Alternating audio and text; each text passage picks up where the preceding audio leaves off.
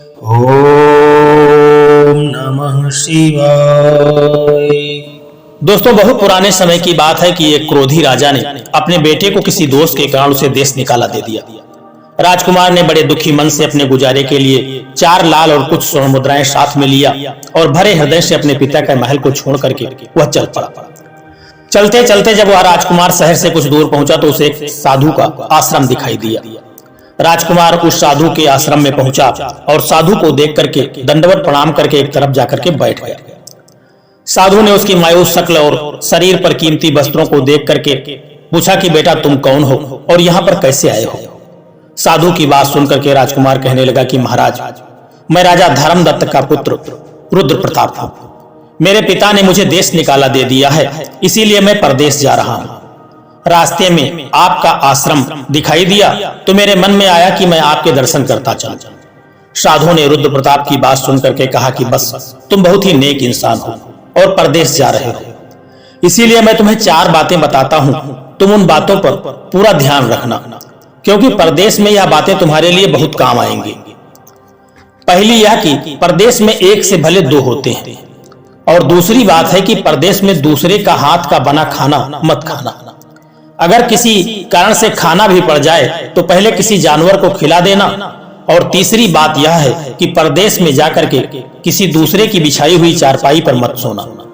अगर सोना है तो पहले बिस्तर को अच्छी तरह से झाड़ लेना, इसके बाद सोना। और चौथी बात यह है कि यदि कहीं शत्रुओं के जाल में या फंदे में फंस जाओ तो जहां तक हो सके नरमी और ज्ञान की बातें सुना करके अपने उद्देश्य को प्राप्त करना।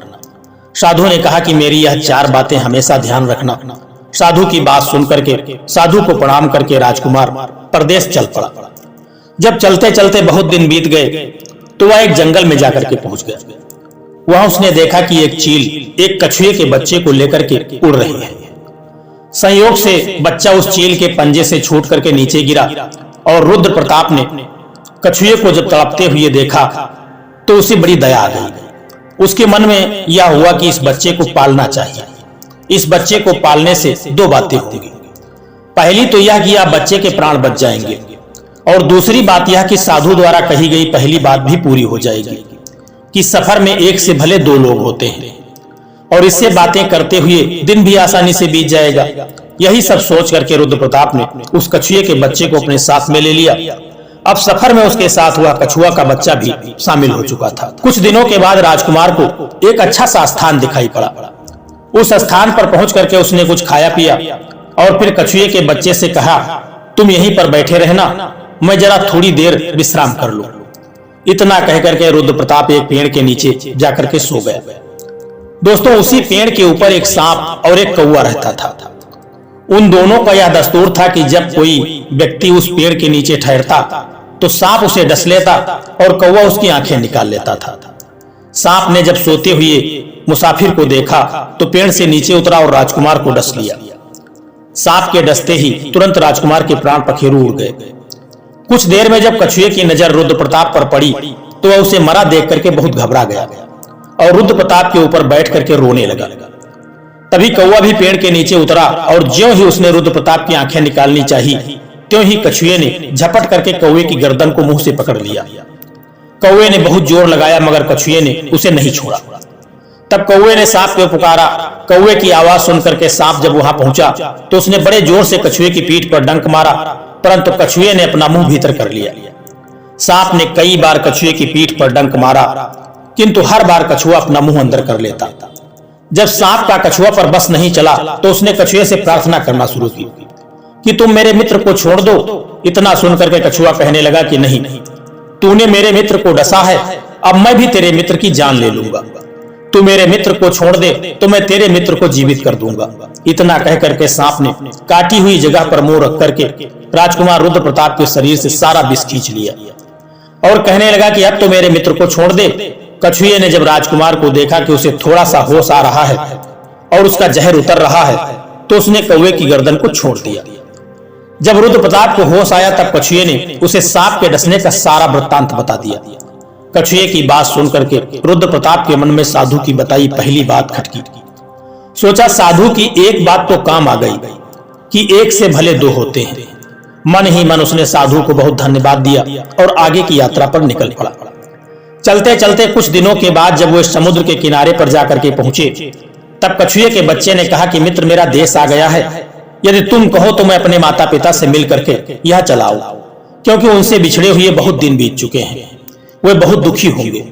रुद्र प्रताप ने उसे जाने की आज्ञा दे दी और स्वयं रात को वहीं समुद्र के किनारे उसी जंगल में जाकर के ठहर गया। दोस्तों, जिस जंगल में राजकुमार ठहरा हुआ था, उसी जंगल में वहां से कुछ दूरी पर एक ठग का परिवार रहता था। उस ठग की 2 लड़कियां और 4 बेटे थे। उसकी बड़ी बेटी ज्योतिष विद्या में बहुत निपुण थी। जब भी कोई राहगीर या यात्री उस जंगल से होकर के निकलता था और उसके पास जो कुछ भी कीमती सामान होता था, तो ठग की बड़ी बेटी अपनी ज्योतिष विद्या से सब कुछ पता लगा लेती थी। आज फिर से उसे बहुत दिनों के बाद बहुत से खजाने की महक आई। उसने अपने पिता से कहा कि ऐसा लग रहा है कि इस जंगल में एक राहगीर आया हुआ है और उस राहगीर के पास 4 लाल हैं। यदि तुम लोग उस राहगीर को यहाँ ले आओ तो उससे लाल लेना मेरा काम है। यदि वे लाल हमको मिल जाएं तो हम जन्म भर के लिए निहाल हो जाएंगे, परंतु उस राहगीर को मारना मत, उसे जीवित ही पकड़ करके लाना। ठग अपने बेटों के साथ तुरंत ही उसकी तलाश में निकल पड़ा। वे थोड़ी ही दूर चले होंगे कि उन्होंने देखा कि एक आदमी पेड़ के नीचे सो रहा है। उसे देख करके उन्होंने सोचा कि यह वही राहगीर हो सकता है जिसके पास लाल है। वो उसे पकड़ करके ले गए और अपनी बड़ी बेटी की हवाले करके कहने लगे, इससे लाल निकलवाना अब तेरा काम है। ठग की बड़ी बेटी ने पूरे आश्वासन के साथ कहा कि तुम लोग चिंता मत करो, मैं इससे लाल निकलवा लूंगी। ठग की छोटी बेटी ने जब रुद्र प्रताप को देखा तो वह जिलो जान से उस पर मोहित हो गई। पहली ही नजर में वह अपना दिल उस नौजवान पर राजकुमार को दे बैठी। भाइयों के डर से कुछ कह न सकी, लेकिन मन ही मन उसको बचाने की युक्ति सोचने लगी। कुछ देर के बाद ठग की बड़ी बेटी ने खाना बनाया और उसमें जहर मिला दिया। वही खाना उसने रुद्र प्रताप को परोस दिया। जब थाली रुद्र प्रताप के सामने पहुंची तो उसने खाने के लिए जैसे ही एक कौर तोड़ा था, तो जैसे ही उसे खाने को हुआ तभी उसे साधु की कही गई दूसरी बात याद आ गई। उसने थाली में से थोड़ा सा भोजन निकाल करके सामने खड़े हुए कुत्ते के आगे डाल दिया। जैसे ही उस खाने को कुत्ते ने खाना शुरू किया, वह कुत्ता तुरंत मर गया। यह देख करके रुद्र प्रताप ने भोजन नहीं किया। उसने अपने मन में सोचा कि साधु की दूसरी बात भी काम आ गई। अपनी इस चाल को असफल होते हुए देख करके ठग की बड़ी बेटी को बहुत गुस्सा हो रहा था। वह अपने गुस्से को अंदर ही अंदर पी गई। उसने रुद्र प्रताप के सोने के लिए पलंग तैयार करवाया और उससे कहा कि जाओ मुसाफिर, ऊपर के कमरे में तुम्हारे लिए पलंग तैयार करवा दिया गया है, अब तुम आराम करो। कई दिनों के सफर की यात्रा के कारण तुम थके हुए हो। राजकुमार जब ऊपर आया तो उसे बढ़िया धुली हुई चादर पलंग पर बिछी हुई दिखाई दी। उसने सोचा कि जो हुआ सो हुआ, कई दिनों के बाद चैन की नींद तो सोने को मिलेगी। वो जैसे ही पलंग पर बैठने को हुआ तभी उसे साधु की कही गई तीसरी बात याद आ गई कि परदेश में जाकर के हमेशा बिस्तर को झाड़ करके सोना, किसी दूसरे के बिछाए हुए बिस्तर पर मत सोना। जैसे ही उसने बिस्तर को झाड़ा तो उसके होश उड़ गए। वो बिस्तर एक कच्चे सूत के धागे से तैयार किया गया था, जिसके नीचे आग का एक कुआं था। रुद्र प्रताप ने देखा कि कुएं के अंदर बड़े बड़े आग के अंगारे धधक रहे थे। सोचा साधु की तीसरी बात भी आज काम आ गई। उसने एक बार फिर मन ही मन साधु को बहुत सा धन्यवाद किया और पास पड़ी एक टूटी हुई चारपाई पर जाकर के लेट गया। दोस्तों, थोड़ी देर पहले जो राजकुमार चैन की नींद लेने की सोच रहा था, अब नींद उसकी आंखों से कोसों दूर थी। अब तो उसे अपनी जान के लाले पड़े थे। सोचने लगा आज की रात बचना बहुत कठिन है। तभी ठग की छोटी बेटी मौका पाकर के आई और कहने लगी कि हे प्रिय, मैं तुम पर दिलो जान न्यौछावर करती हूँ, परंतु आज की रात मेरे बस में कुछ नहीं है। आज की रात मेरी बड़ी बहन की बारी है। जिस तरह भी हो सके बस आज की रात मेरी बहन से अपने प्राण को बचा लेना। कल मेरी बारी है, हे स्वामी, मैं तुम्हारी दासी हूँ, मैं तुम्हें साफ साफ बचा लूंगी। इतना कह करके ठग की छोटी बेटी वहां से चली गई। जब सब लोग खाना खा चुके तो ठग की बड़ी बेटी ऊपर बने कमरे में चली। सोचा अब तक तो राहगीर जल करके राख हो चुका होगा, पर जैसे ही वह कमरे के अंदर आई और देखा कि राहगीर तो बिल्कुल सही सलामत टूटी हुई चारपाई पर लेटा हुआ है, तो उसके क्रोध का ठिकाना न रहा। तुरंत उसने अपनी कटार निकाली और क्रोध से कहने लगी, हे राहगीर, ये तो अपने चारों लाल निकाल करके मुझे अभी के दे दो, वरना मैं तुमको मार डालूंगी। उसी समय रुद्र प्रताप को साधु की चौथी बात याद आ गई कि जब कहीं किसी शत्रुओं के फंदे में फंस जाओ तो जहां तक हो सके नरमी और ज्ञान की बातें सुना करके अपने उद्देश्य को पूरा करना। उसने सोचा कि आज रात बचना तो मुश्किल है, पर साधु की चौथी बात भी आजमाना चाहिए। रुद्र प्रताप ने यही सब सोच समझ करके उस लड़की से कहा कि मेरे पास लाल नहीं है, यदि तू हमको मार डालेगी तो वैसे ही बहुत पछताएगी जैसे बंजारा अपने कुत्ते को मार करके बाद में बहुत पछताया था। उस लड़की ने गुस्से में कहा कि कौन बंजारा और कौन सा कुत्ता, क्या कह रहे हो तुम? मेरी तो कुछ समझ में नहीं आ रहा है। राजकुमार कहने लगा कि तुम नहीं जानती तो सुनो। एक बंजारा था जिसने एक कुत्ते को पाल रखा था। वो कुत्ता बड़ा समझदार था, जिसे बंजारा अपनी बेटे से भी ज्यादा प्रेम करता था। एक समय ऐसा आया कि किसी अनजान भयंकर बीमारी के चलते उस बंजारे का सारा परिवार उसी बीमारी की भेंट चढ़ गया और बंजारे की करोड़ों की संपत्ति भी बिक चुकी थी। दुखी बंजारा अपने कुत्ते को लेकर के पंजाब में एक साहूकार के पास पहुंच जाता है और साहूकार को 10,000 के बदले में अपना कुत्ता गिरवी रखने के लिए कहता है। दोस्तों, उस समय 10,000 एक बहुत बड़ी रकम होती थी। पहले तो बनिए ने बंजारे को मना कर दिया, फिर कुछ सोच समझ करके उनसे बंजारे को 10,000 रुपए देने के लिए कह दिया। कुछ ही समय बीता था कि एक रात सेठ के घर डाकू घुस गए। बंजारे का कुत्ता सब हरकतों को देख रहा था। सोचा कि यदि भौंकूंगा तो परिवार के सभी लोग उठ जाएंगे और यह डाकू उनका कत्ल कर देंगे। वो कुत्ता चुपचाप बस उनको देखता रहा। जब डाकू सेठ के घर से चोरी किए हुए धन को लेकर के चल पड़े तो कुत्ता चुपचाप उनके पीछे पीछे हो लिया। सेठ के पास इतना धन था कि डाकू से निकाल तो लाए थे, पर उनसे वो लेकर के चला नहीं जा रहा था। दिन भी निकलने के करीब हो चुका था। डाकुओं ने अपने मन में विचार किया कि उस धन को एक तालाब के अंदर छिपा देते हैं। सोचा बाद में आकर के आराम से उस धन को निकाल ले जाएंगे। कुत्ता डाकुओं की यह सब करामात देख करके चुपचाप वापस अपने घर में लौट आया। जब सुबह हुई तो सेठ के घर में कोहराम मच गया। पता चला कि चोर सारा धन लेकर के चले गए। सेठ का रो रो करके बुरा हाल था। आसपास के लोग उसे दिलासा दे रहे थे। सेठ ने रोते रोते कहा कि सुना था मैंने, बंजारे का कुत्ता बहुत समझदार है, पर यह नमक हराम तो एक बार भी भौंका नहीं। तभी बंजारे का कुत्ता उस सेठ की धोती पकड़ करके खींचने लगा। कुत्ते की हरकत देख पास में खड़े एक समझदार व्यक्ति ने सेठ से कहा कि सेठ जी, यह कुत्ता कुछ कहना चाह रहा है, हमें इसकी बात को सुनना चाहिए। और सभी लोग कुत्ते के पीछे पीछे जाकर के पहुंच गए। सबको लेकर के वह कुत्ता उसी तालाब के पास जाकर के पहुंच गया जहां रात में डाकुओं ने अपना सारा धन छिपाया हुआ था। तभी वह कुत्ता दौड़ करके तालाब के अंदर घुस गया और असफियों से भरी हुई एक थैली को अपने मुंह में दबा करके वह बाहर आया। तुरंत सेठ के नौकर ने उस तालाब में कूद गए और चोरी किया हुआ सारा माल वह बाहर निकाल लाए। यह सब देख करके सेठ की आंखों में आंसू आ गए। वह अपने आंखों में आंसू लिए कुत्ते से कहने लगा, मुझे माफ कर देना, मैंने तुम्हें बहुत भला बुरा कहा है। सेठ ने वही कागज मंगवाया और बंजारे के नाम एक चिट्ठी लिखी कि भाई बंजारे, तेरे कुत्ते ने मेरे 10,000 पूरे कर दिए, मैं तेरे कुत्ते को तेरे पास भेज रहा हूं। अगर तुझे और भी 10, 20, 50 हजार की आवश्यकता होगी तो मेरे पास आकर के ले जाना। इतने समझदार कुत्ते को मेरे पास छोड़ने के लिए तुम्हारा बहुत बहुत धन्यवाद। साहूकार चिट्ठी कुत्ते के गले में टांग उसे नम आंखों से विदाई देता है और कुत्ता घूमता घूमता 4-5 दिन के बाद अपने मालिक बंजारे के पास जाकर के पहुंच जाता है। कुत्ते को आता देख करके बंजारे के बदन में आग लग जाती है। सोचता है कि मैं तुझे साहूकार के पास गिरवी रख करके आया था और तू वहां से भाग गया, तूने मेरी बेइज्जती करवा दी। गुस्से में अंधा हुआ बंजारा तुरंत अपने बंदूक निकालता है और कुत्ते को गोली मार देता है। कहते हैं कि क्रोध में लिया हुआ कोई फैसला सही नहीं होता है। हमेशा कोई निर्णय लेने से पहले व्यक्ति को सोच विचार करने के बाद ही कोई कदम उठाना चाहिए। लेकिन बंजारा तो गुस्से में अंधा हो चुका था और उसने उस कुत्ते को गोली मार दी और सिर पकड़ करके वही बंजारा बैठ गया।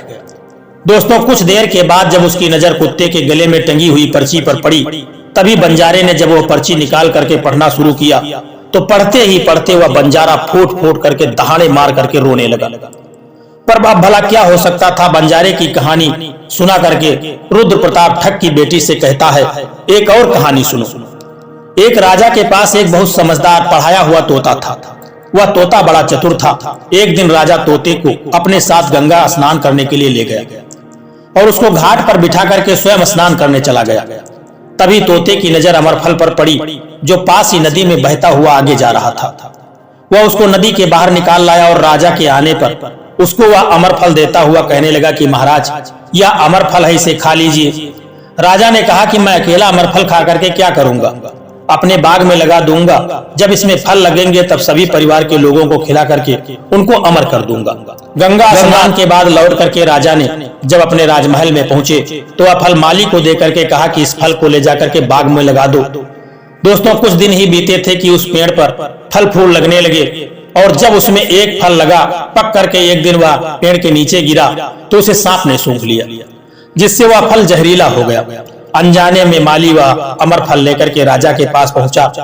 राजा उस फल को देख करके बड़ा प्रसन्न हुआ और कुछ सोच विचार करने के बाद वह फल पहले कुत्ते को खाने को दे दिया। क्योंकि राजा बड़ा नीतिवादी और विचारवान था, वह जानता था कि बिना सोचे समझे किसी भी वस्तु को खाना ठीक नहीं होता है। राजा ने ज्यों ही वह फल कुत्ते को खिलाया, कुत्ता मर गया। यह देख करके क्रोधित हो गया राजा और अपने तोते से कहा कि बेईमान तोते, तू हमें जहर दे करके मारना चाहता था।